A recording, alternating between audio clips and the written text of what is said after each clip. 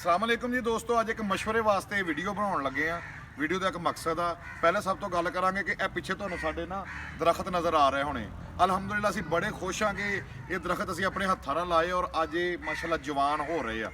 और इस जगह ते ना जिथे असीं खलोते साडे पिंड दा एक सरकारी स्कूल आ।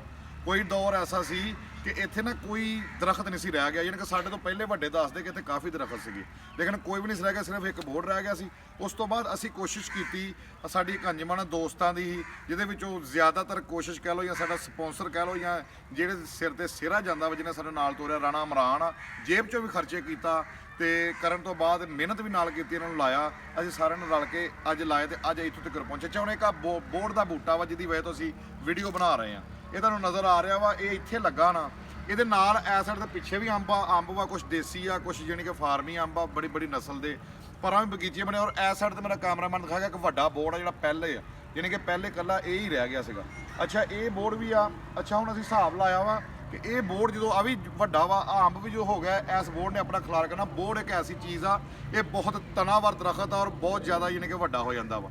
ਸਾਡੀ ਕੋਸ਼ਿਸ਼ ਇਹ ਆ ਕਿ ਇਹਨੂੰ ਇੱਥੋਂ ਅਗਰ ਡਿਲੀਵਰ ਕਰ ਦਿੱਤਾ ਜਾਵੇ, ਹੁਣ ਮੌਸਮ ਬਹਾਰ ਵੀ ਆ, ਇੱਥੋਂ ਕਿਸੇ ਉਸ ਜਗ੍ਹਾ ਤੇ ਡਿਲੀਵਰ ਕਿੱਥੇ ਜਿੱਥੇ ਥੋੜੀ ਜਿਹੀ ਸੁੰਜ ਕਹਿ ਲਓ, ਯਾਨੀ ਕਿ ਉੱਥੇ ਛਾਂ ਵੀ ਦਵੇ। ਔਰ ਅਸੀਂ ਮਸ਼ਵਰੇ ਵਾਸਤੇ ਕਾਲ ਕੀਤੀ ਕਿ ਲੋਕ ਜਿਹੜੇ ਗਾਰਡਨ ਨੂੰ ਜਾਣਦੇ ਆ, ਜਿਹੜੇ ਅਸੀਂ ਤੋਂ ਸਾਨੂੰ ਮਸ਼ਵਰਾ ਦਿਓ।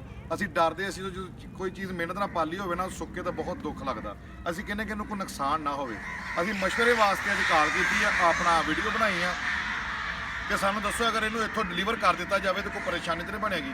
ਸਾਡੀ ਤਾਂ ਕੋਸ਼ਿਸ਼ ਅੱਗੋਂ ਮੇਰੇ ਮਾਲਕ ਨੇ ਕਰਨਾ ਵਾ ਤੇ ਅਸੀਂ ਇੰਤਜ਼ਾਰ ਕਰਾਂਗੇ ਤੁਹਾਡੇ ਕਮੈਂਟਾਂ ਦਾ। ਔਰ ਬੈਸ ਬਗੀਚੀ ਜਿੱਥੇ ਖਲੋਤੇ ਅਸੀਂ ਅੱਲਾ ਦਾ ਸ਼ੁਕਰ ਅਦਾ ਕਰਦੇ। ਲੋਕਾਂ ਨੂੰ ਮੈਸੇਜ ਵੀ ਆ ਕਿ ਦਰਖਤਾਂ ਦੇ ਵਿੱਚ ਖਲੋਤਾ ਵੈਸੇ ਹੀ ਬੰਦਾ ਸੋਹਣਾ ਲੱਗਦਾ। ਇਹਦੀਆਂ ਦੋ ਤਿੰਨ ਫਾਇਦੇ ਇਸ ਦਰਖਤ ਦੇ, ਛਾਂ ਭਾਵੇਂ ਅੱਧਾ ਪਿੰਡ ਦੇ ਥੱਲੇ ਬਹਿ ਲਵੇ।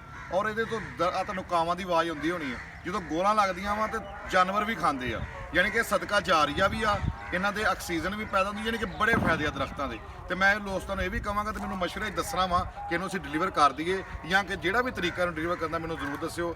ਖੈਰ ਆਬਾਦ ਅੱਲਾਹ ਪਾਕ ਤੁਹਾਨੂੰ ਖੈਰੋ ਆਫੀਅਤ ਦੇ ਵਿੱਚ ਰੱਖੇ। ਸਾਨੂੰ ਕਮੈਂਟ 'ਚ ਦੱਸਿਓ, ਫਿਰ ਅਸੀਂ ਅਗਲਾ ਜਿਹੜਾ ਅੰਬ ਵਾਲਾ ਸ਼ੁਰੂ ਕਰਾਂਗੇ ਇਨਸ਼ਾਅੱਲਾ ਜੀ।